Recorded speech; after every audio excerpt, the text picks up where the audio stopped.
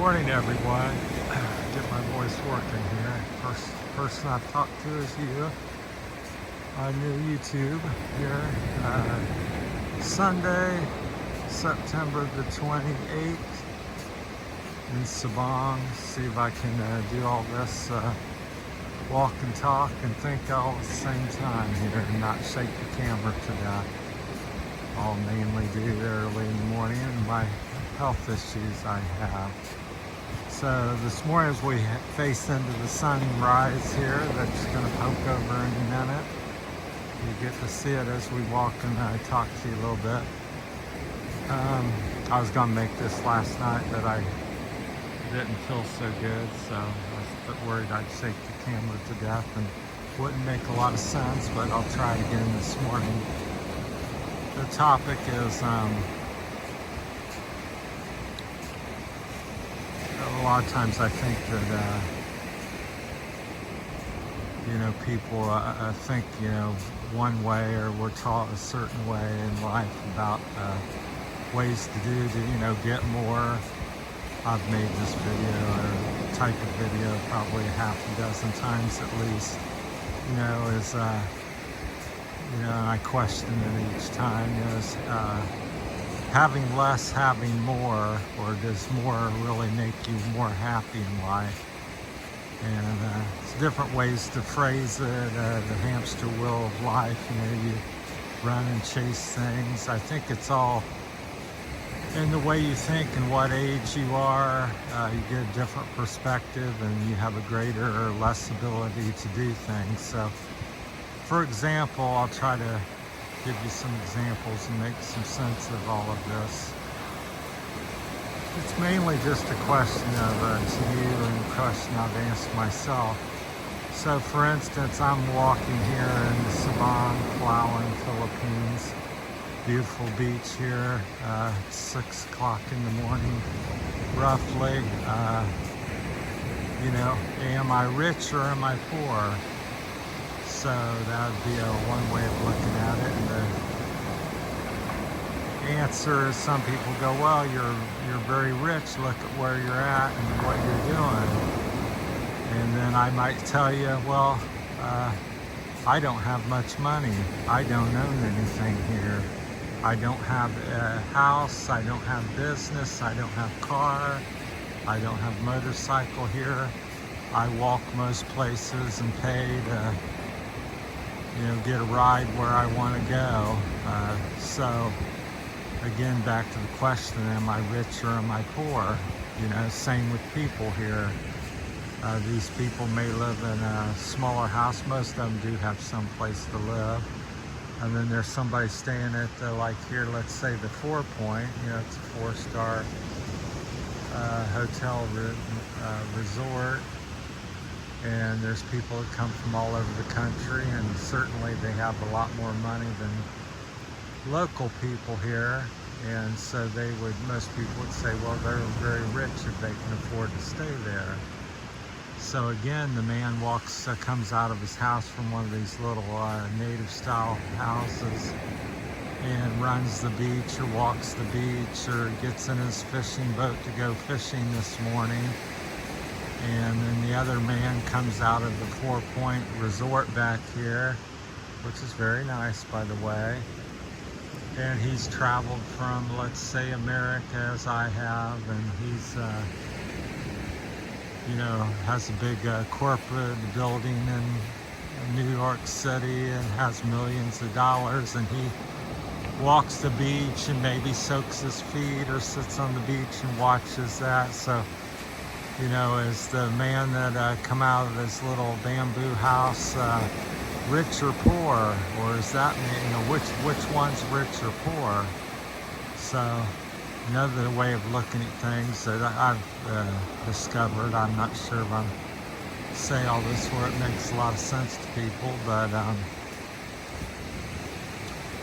growing up, I had nothing, and starting out, as many of us do, and born with nothing, and you're taught, well, you want to get a job, you want to get some clothes, you want to get a place to live, you want to get married, you want to have kids, you want to have some savings and retirement and all these things, you know, 1 car, 2 car, you know, more and more and more, 1 TV, 2 TV, and so forth. So you chase all these things in your late teens and early 20s and 30s and, you know, most of your life. And as I chased all these things one day in my 30s and early 40s, I sat there and I'm like sitting there, it's Sunday morning, which it is today here in Plowin, and I'm like, I looked around, I think I had 4 or 5 motorcycles, I had 2 or 3 bicycles, had 2 or 3 cars and stuff, or trucks and so forth. And I thought, you know, well, you know, am I rich or poor? And, you know, people's going, oh, that must be so wonderful. And it is and it isn't. So I said, you know, I thought to myself, it's Sunday, my only day off, because I'm working 6 days a week, sometimes 7, and I'm working usually between 55 and 75 hours a week. I said, I got all these things, and which is supposed to be wonderful and great, and I got 1 day off, and I'm looking at it, I'm like, what do I, you know, which one do I want to, you know, do? Take one of the vehicles out, or my motorbike, or whatever, and getting her fishing boat ready. Looks like to launch for the day. So, and we'll finish up the story as soon as I pass them here. I didn't have the camera and try to give them a little hand, but they're experts at doing this. They've been doing it all their lives. But I think, you know, I thought, well, you know, I'm so tired, I don't want to do anything. So after thinking about that, I thought, well, you know, it goes back to another phrase I like to say, are the question that you must, you know, should ask yourself, are the things you have owning you, or you owning them? I think it gets to a certain place and a certain amount of things and certain age in your life where many of us, the things are owning us. And we don't, you know, it's like since I've been to the Philippines and come from that type of thing back in America, and I'm over here now, I got basically been stripped of almost everything, you know, and I thought, you know, well, am I rich, or would I be considered poor? And, you know, how is life now, and am I doing anything less necessarily? And for me at 63, I find that I feel it's more freeing, because when I left America, I was like, you know, stressed. I gotta put a new roof on, that's $10,000, $20,000. I gotta replace my $60,000 truck. It's getting older, and I gotta come up with another $60,000 there, and $20,000-$30,000 for the roof. And my health is not so good. How am I gonna, you know, what am I gonna do with that and work on that? Because I'm working all the time and trying to juggle all these things. I gotta I ran a landscaping business. I gotta take the mower in and get it worked on. I gotta fix the snow thrower, put new belts on that. I gotta change the battery on the other mower. All these different things, and it got to where, you know, I felt like, well, everything is, I'm not really in control of all this. It's controlling me. I've got to get up and go and do, and it's dictating what type of life I've got. And I see people, you know, here, you know, some of the more successful people doing the same thing. They could be here and there and doing this and that, but they're not on the beach walking this morning. They're at their shop getting ready for the day to make more money so they can pay bills and get more things typically. because that's what we're all taught, in life to do. And I think that's partly correct. I think it's important that you do have something, and you're going to pick something to do. Just like me, people say, well, why do you walk? You should just take it easy. You don't have to work and stuff. So I said, well, you have to have something to do. So I just like making the videos and stuff. I haven't made any money out of it. I've been in it 3 years, and to me it's a hobby, but sometimes I question, it gets kind of addictive, and you're up, doing it day and night, and posting videos and answering questions, and sometimes you wonder where it all goes to, because you start off, you think, well, I'm going to make a YouTube channel, share my interest and thoughts with people and things like that, and then next thing you know, you're off, it becomes a job, and despite what many people think, oh, you're a famous YouTuber, you must be, again, rich or great or something. So, well, not so much. I haven't made a dime, and it's a job, but overall, you pick and choose in life, and I think that's the theme of this video and my channel, really, pick and choose. And I'm not here saying this is good or bad necessarily. I'm just thinking that many of us don't think about things. We just go by what we're told, or what the neighbors think, or your culture, or your leaders, or tell you what to do. So that's the Dalian. I don't know if I pronounce it right. My friend works there. He's a security guard. Very nice. So yeah, Sunday morning. So that's some thoughts.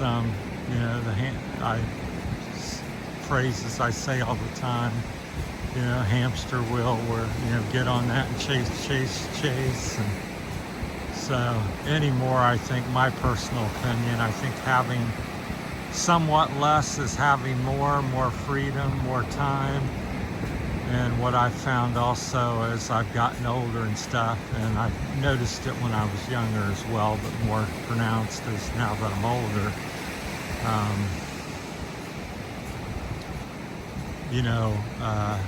motorcycles, cars, women, wives, jobs, money has come and gone.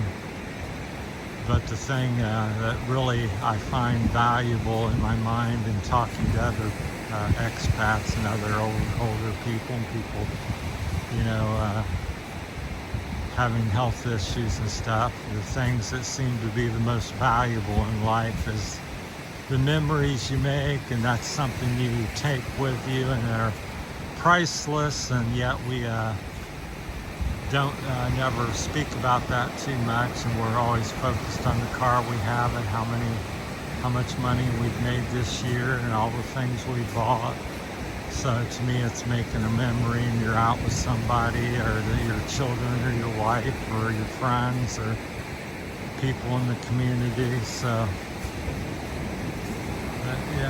so that's something I think is the most valuable thing you have, and you take with you when you pass away, and you cherish, because you talk to many older people, and they sit there and they recount things they've done in their when they were children and teens and things like that. So as I've come to the Philippines, and now here in Sabang, settled in here, I think the simpler things, so what do I want to do? People's like all the time, don't you want a car? I said, not really. Don't you want a motorbike or have all these types of things? No. Since I've been in the Philippines, some of the funnest things I've done is, one, walking, hiking, getting to see so much more when you do that versus driving up the road at 30, 40 miles an hour, passing things by. You can get in and explore different areas, so that's been good. And that's also relatively cheap to do. The waves are coming up the tide. And also I've had a lot of fun with a $1,020 peso Frisbee. I've gotten to pass it with numerous kids, dozens of different children here on the beach, and share that with Michelle, and she's become quite good at it. And my badminton rackets I brought and stuff to the Philippines, that's been enjoyable. They're not terribly expensive, and they've created hours and hours of enjoyment, and for such a small fee, where again an example would be if I bought a $10,000 KTM to ride, then how many people have a bike to ride and have a day off and can afford to do that? So I think that's where less is more, and you're more limited. So with a Frisbee and just simply taking a walk, well, almost everybody has the opportunity and is able to do that. So you're got more simple things to do and common interest, and I think simplicity is the key of life. But it's up to you what age you are and what you wanted to do and think. But I just suggest different options and ways to think about things, and don't get stuck living somebody else's life or what the government says or what all your friends are doing. Live your own life and think about things for yourself. Well, that's my time. It could go on and on and on. So hopefully I've made something that would help benefit somebody and give you some pause to think about life. So I'm going to turn around, walk up the road a little bit, but I wanted to share my morning here in the beach. Like I said, it's beautiful, so everybody has a different perspective, and we'll leave you on this note, so here I am on Sabang, Palawan, beautiful island. Am I rich? Am I poor? What's your take on it? So my take is I'm very, very poor, but yet I'm very rich. So have a great day. That's it. Sunday morning, September the 28th. Thanks for watching, everybody. Have a great weekend.